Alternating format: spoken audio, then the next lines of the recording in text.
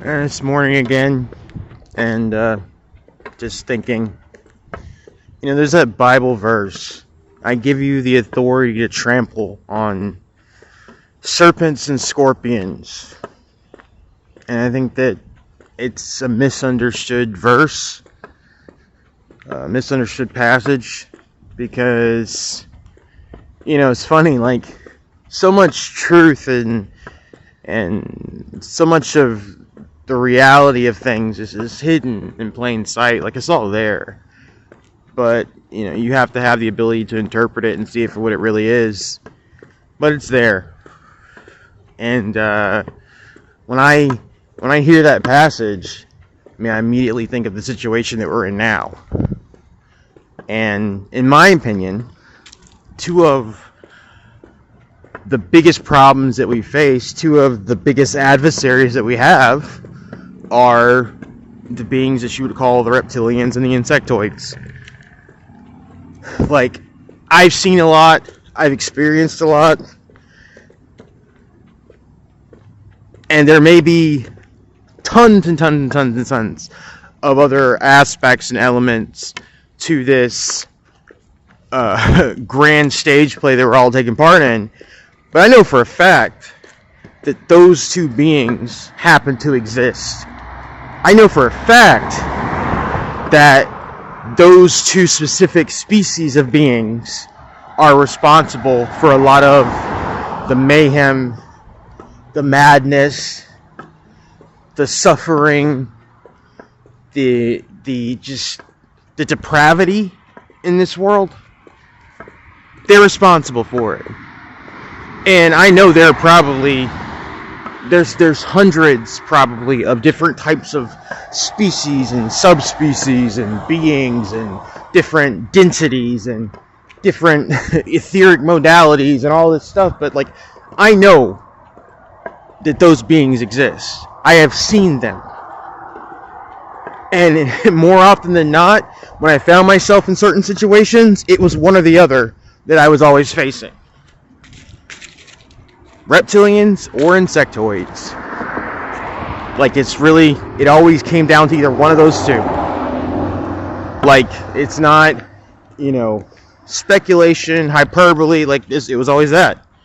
I have seen people shapeshift physically in front of me, and they were reptilian.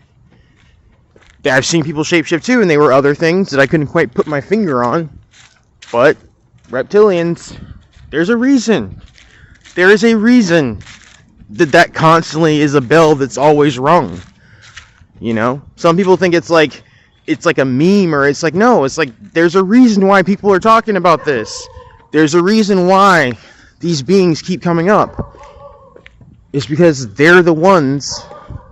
And what I really think is, that they're probably more like the brute force, the worker element, they're like the ones that, like the controllers, but they're not truly the ones in charge. But they're utilized and spread out as a control force, as they're like the ones that police us.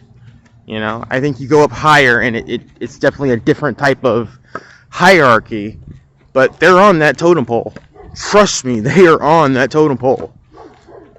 And I think that is one of the main issues, one of the main problems that we're having to this day.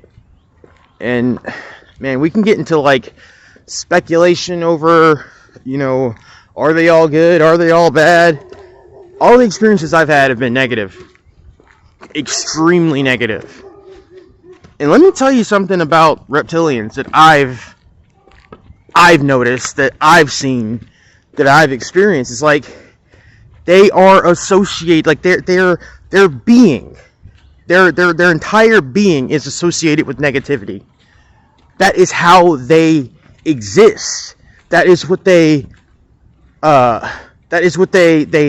contain themselves in.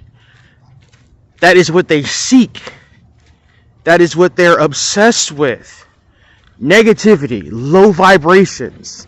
It's like, you have to call a thing that is what it is, what it is.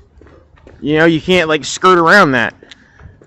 And I'm sure that there are some exceptions to this, but like, man, it's like they're obsessed with violence, they're obsessed with sex, they're obsessed with all those lower aspects of existence. You know, like they feed off of it. They're always there. So I mean, that's the problem. That's one of the problems we're having. And this isn't a new problem. This is a problem that has been in play for a while. You go back to like old texts. That was the problem in Atlantis, people. That was the problem in Atlantis. Atlantis existed. It wasn't a mythical fairy tale island that just, you know, that Plato just talked about. No, it existed. It was a real place. Very similar to Western culture, America, actually. Very similar. And Atlantis fell not because of, you hear people talk about, you know, different, they go into like different versions of it or whatever, and they'll say, oh, Atlantis fell because the technology was too complex, or because, you know, they had technology they didn't quite understand. Like, no, I can tell you why Atlantis fell. Atlantis fell because Atlantis was infiltrated. Atlantis was infiltrated by the same beings that are using infiltration to accomplish their means today. History repeating itself. It's like a loop, over and over again. Atlantis got so bad they couldn't tell who was who. Atlantis was a place of like, it was a place of higher vibration, of like technological superiority. Like, it was very, very, very, very, very advanced. And it plunged into moral decay when these beings infiltrated. That's why Atlantis fell. It was so bad that they had a word that was used. They would bring up, they would go and get people together. And if you couldn't say that word, like, or if you said the word and you started like changing, they killed you. It was that bad in Atlantis. Like, straight up. That's how bad it was. And we are finding ourselves in that exact same situation because we're dealing with beings that utilize infiltration over direct brute strength and brute force. If you're curious, like, just look to something like the Emerald Tablets. It's there. It's clearly defined in that text where it stated that these were beings who took the semblance of man. But when their true form was revealed, they were serpent-headed. Sounds a lot like parts in the Bible. Just saying. This is nothing new. We've been dealing with this for a very long time. And one of the aspects of the great revealing is them being shown for what they really are. That's when the fireworks are going to start, folks. When they can't hide anymore. When they can't shapeshift their way the hell out of things. That's when this thing is going to get really crazy. Anyway, I just felt to start the day off by talking about that. Hope you guys are doing good. Take it easy.